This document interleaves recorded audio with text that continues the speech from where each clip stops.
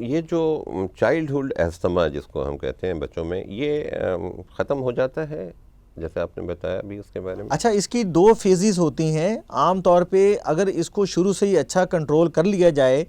تو ایک خاص ایج کے بعد یہ ختم ہو جاتا ہے، یعنی کہ اس کی علامات آنا بند ہو جاتی ہیں، لیکن پھر اس کی علامات دوبارہ پھر بڑے ہو کے دوبارہ آ یعنی جاتی ہیں. احتیاطی تدابیر بہرحال اس کے بعد بھی آپ کو جاری رکھنا جی ہے. کیونکہ یہ ایک بیماری ہے کہ جس میں سانس کی نالیاں میں حساسیت زیادہ ہوتی ہے، اللہ تعالیٰ نے رکھی ہوتی ہے، تو اس لیے اس کو کوئی جڑ سے اکھاڑ کر نہیں پھینک سکتا ہے. اس کو جب بھی علامات آئیں گی آپ اس کو اچھے طریقے سے کنٹرول کر سکتے ہیں اور اپنی زندگی کو نارمل طریقے سے گزار سکتے ہیں. اچھا ڈاکٹر صاحب، اس کے جو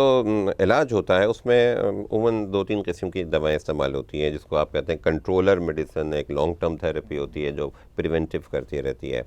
تو ذرا سا اس کے بارے میں بتائیں کہ اس کو لوگ عموماً آتے ہیں ایکیوٹ فیز میں اور بدی سانس چل رہی ہوتی ہے، تو اس وقت تو دوائیں شاید مختلف ہوتی ہیں اور بچاؤ کی دوا شاید طویل عرصے تک دی جاتی ہے. اس میں ہم دما کے اندر 2 طرح کی دوائیوں کا استعمال کرتے ہیں، جس میں ایک ہوتی ہے کنٹرولر اور دوسری ہوتی ہیں پریونٹیو. تو کنٹرولر میں یہ ہوتا ہے کہ اگر مریض سانس کی تکلیف کے ساتھ آتا ہے تو آپ کو امیڈیٹلی اس کی سکڑی ہوئی نالیوں کو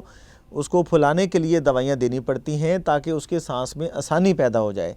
جس کو ہم اپنی زبان میں، ڈاکٹر کی زبان میں برونکو ڈائلیٹرز کہتے ہیں. تو جس میں خاص طور پہ وینٹولین آتی ہے، اس کی ہم لوگ نیبلائزیشن دیتے ہیں تاکہ جو ہے اس کی سکڑی ہوئی نالیاں جو ہیں، اس کے پٹھے جو اس کے سکڑ گئے ہیں وہ اس کے پھیل جائیں تاکہ مریض کو سانس لینے میں آسانی پیدا ہو جائے. اور کچھ دوائیاں ہوتی ہیں کہ جس میں ہم لوگ لانگ ٹرم کے لیے مریض کی سانس کی نالیوں میں سوجن کو روکتے ہیں، تو وہ پریونٹیو میڈیکیشن ہوتی ہے. تو اس طرح کچھ مونٹیلو کاسٹ ہوتی ہے کہ جس میں بچے کو لانگ ٹرم کے لیے ہم علامات آنے سے روکتے ہیں تاکہ بچہ اپنی صحت اور کو برقرار رکھ سکے، اپنی ڈیلی ایکٹیویٹی کر سکے، اسکول جا سکے اور اس کی گروتھ ہو سکے. دیکھیں، یہ بہت اہم ترین بات ہے کہ اس میں ڈاکٹر صاحب نے کہا کہ جو ایکیوٹ فیز ہوتا ہے جس میں بچہ شدید تکلیف کے ساتھ ہے، تو اس وقت ذرا سا ڈیفرنٹ سینیریو ہوتا ہے، ڈیفرنٹ علاج ہوتا ہے.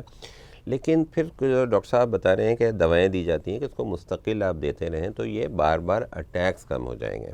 اچھا ڈاکٹر صاحب، اکثر و بیشتر دیکھا گیا ہے کہ گھر میں اگر پیٹس ہیں یا قالین بچھا ہوا ہے تو وہ والے بچے جو ہیں وہ بہت زیادہ متاثر ہوتے رہتے ہیں. کیونکہ یہ جو آپ بالکل درست فرما رہے ہیں کہ خاص طور پہ جو بالوں والے جانور ہوں، اگر کسی کے گھر میں پیٹس، عام طور پہ لوگوں نے گھروں میں طوطے رکھے ہوتے ہیں، کبوتر رکھے ہوتے ہیں، بلی رکھی ہوتی ہے، جو فر جن کے اوپر ہوتے ہیں، ایسے اینیملز گھر کے اندر ہوتے ہیں تو ان سے بھی الرجن ریلیز ہوتے ہیں. اور یہ پیٹس جو ہوتے ہیں قالین سے ہوتا ہے، کیونکہ قالین کے بہت مائنر ریشے ہوتے ہیں جو اڑ کے بچوں کی سانس کی نالی میں جاتے ہیں اور اس کی وجہ سے بچوں کو بار بار سانس کی تکلیف ہوتی ہے. تو آپ یہ جتنے بھی ٹریگرنگ فیکٹرز ہیں آپ ان سے اوائڈ کریں. خاص طور پہ گھر کے اندر میں نے ایک چیز کا ذکر کیا تھا کہ سگریٹ کا خاص طور پہ جو والدین جن کے بچوں کو یہ دمہ کی بیماری ہے وہ ان کو چاہیے کہ اس سے پرہیز کریں، کیونکہ یہ بہت بڑا ایک ٹریگرنگ فیکٹر ہے بچوں میں چائلڈہڈ ایستھما کے حوالے سے. ناظرین اور میرے تمام سننے اور دیکھنے والے، آپ کو یہ بہت معلوماتی قسم کی جو گفتگو ڈاکٹر صاحب کی طرف سے کی گئی ہے، میری آپ سے بڑی التماس ہے کہ اس گفتگو کو، اس سارے مشوروں کو اپنائیں تاکہ آپ کے بچے اس موذی مرض کا شکار نہ ہوں. ڈاکٹر صاحب، یہ خطرناک بھی ثابت ہو سکتی ہے بیماری؟ یہ بالکل بیماری خطرناک ثابت ہو سکتی ہے، جان لیوا ہو سکتی ہے. خاص طور پہ میں ان والدین کو یہ کہوں گا کہ جن بچوں کو بار بار یہ پرابلم ہوتا ہے وہ عام طور پہ نیبولائزر گھر میں رکھ کے یہ سمجھتے ہیں کہ نیبولائزر گھر میں پڑا ہے، بچے کو سانس کی تکلیف ہوگی، ہم نیبولائز کر گئے، ڈاکٹر کے پاس جانے کی ضرورت نہیں ہے. بعض اوقات یہ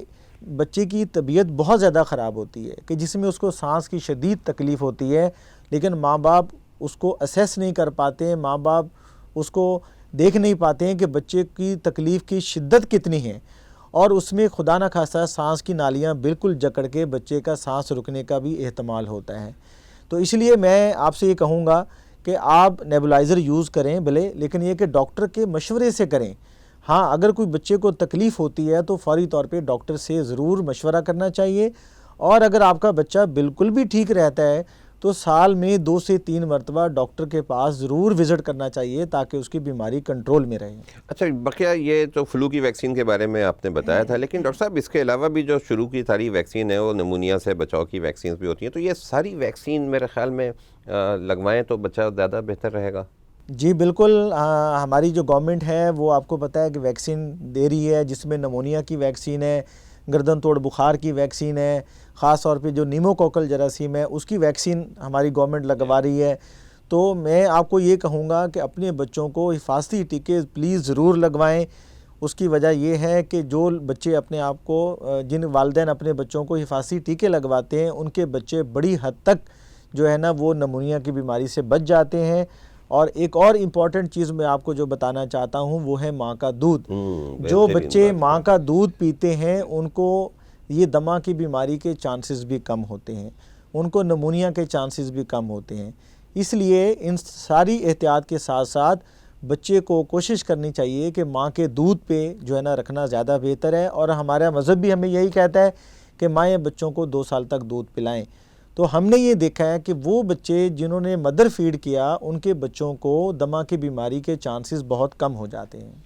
بہترین ترین جو ہے یہ میسج ہے ڈاکٹر صاحب کی طرف سے، اور یہ بالکل درست بات ہے کہ وہ بچے جو ماؤں کے دودھ پر ہوتے ہیں انہیں اس بیماری میں مبتلا ہونے کی شرح نسبتاً کم ہے،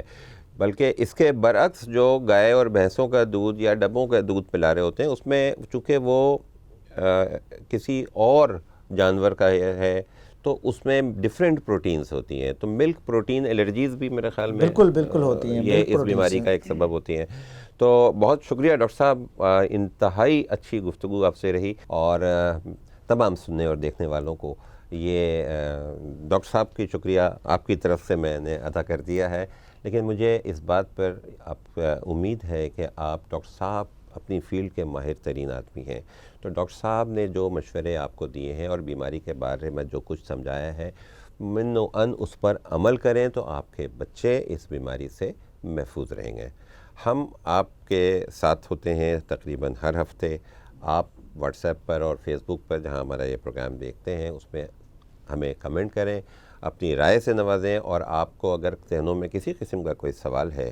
تو آپ سوال ارسال کریں، ہم ڈاکٹر صاحب کے ساتھ دوبارہ بیٹھ کریں گے اور ڈاکٹر صاحب کے تھرو آپ کو آپ کے سوالوں کا جواب دیں گے۔ بہت شکریہ، السلام علیکم۔